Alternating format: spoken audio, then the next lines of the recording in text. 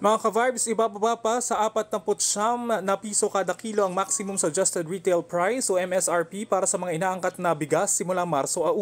Ito ang kauna-unahang pagkakataon na bababa sa 50 piso ang MSRP sa inaangkat na bigas.